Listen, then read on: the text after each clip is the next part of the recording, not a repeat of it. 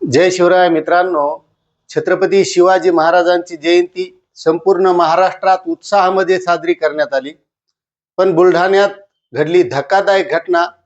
शिवाजी महाराजांच्या पुतळ्यावरून वाद झाला, महिलांमध्ये तुंबळ हाणामारी झाली आणि आता एक महिला पदाधिकाऱ्याची आत्महत्येची धमकी दिलेली आहे।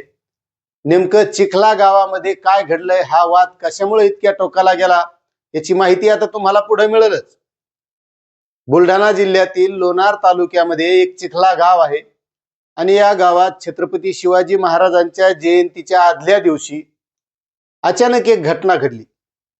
गावातील खुल्या जागेवर गावातीलच काही अज्ञात व्यक्तींनी छत्रपती शिवाजी महाराजांचा पुतळा बसवला।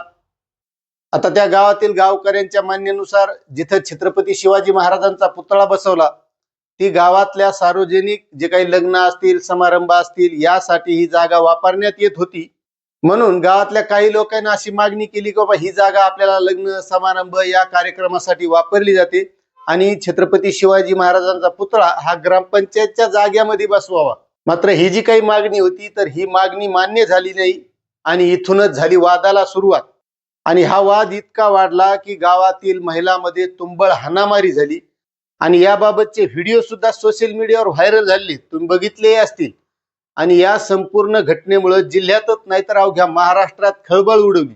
आणि महत्वाची गोष्ट म्हणजे पुतळा कोणताही असो, छत्रपती शिवाजी महाराज असो, महात्मा फुले असो, डॉक्टर बाबासाहेब आंबेडकर असो, कोणत्याही महापुरुषाचा पुतळा असला तर तो सन्मानाचा, आदराचा विषय आहे, सर्वांचा विषय आहे। ते कोण्या जातीचे नाहीत, कोणतेच महापुरुष हे कोणत्या जातीचे नाहीत, ते फक्त सगळ्या समाजासाठी त्यांनी कार्य केले, त्यांनी कोणती जात बघितली नाही। पण आज आपल्याला हा विसर पडलाय, मी ह्या जातीचा, त्या जातीचा, तो महापुरुष आमचा, हा महापुरुष आमचा। महापुरुष कोणाचे नाही, महापुरुष हे सगळ्याचे असतात। हे सगळ्यांनी लक्षात घेतलं पाहिजे। आणि मोजके जे काही बांडगुळ असतात, जे समाजामध्ये वाद निर्माण करण्याचा, जातीवाद करण्याचा प्रयत्न करतात, यांना तिथंच त्याच गावातल्या सगळ्यांनी एकत्र येऊन नीट करण्याची गरज आहे। कारण त्या गावात जर शांतता ठेवायची असेल, अशा घटना पुन्हा कोणत्याही गावात घडू नये याचा विचार करायचा असेल तर गावातले जे चार बांडगुळ अशा प्रकारे वाद लावण्याचा प्रयत्न करत असतात त्यांना तिथंच नीट करण्याची आज काळाची गरज आहे। तेव्हाच आपल्याला कुठेतरी वाटेल आपण या महापुरुषांचे विचार घेतलेत आणि आपण काहीतरी शिकलोत। नाहीतर नुसतंच आपण त्याचे हे करण्यात आपला समाज हा नुसता नुकसान स्वतःच करून घेत आहे।